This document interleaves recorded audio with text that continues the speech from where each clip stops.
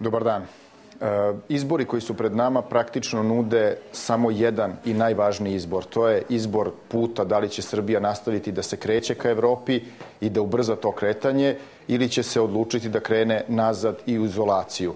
Put ka Evropi donosi bolji život, nova radna mesta, iskorake koji su preko potrebni Srbiji i upravo o tome juče predsjednik Srbije gospodin Tadić govorio u Privrednoj komori Srbije sa najistaknutim privrednicima.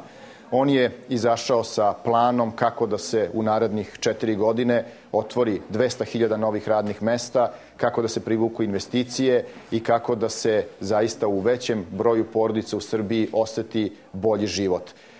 Mi to možemo da uradimo, imamo tim ljudi koji zna kako se razgovara sa strancima, kako se privlače investicije, kako se obezbeđuje stabilnost i dobar ambijent za ulaganje i spremili smo čitav set mera kojim ćemo popraviti ambijent za privređivanje i investiranje i doprineti da se najveći problem srpske ekonomije, a to je nezaposlenost, ubrzano počne da rešava.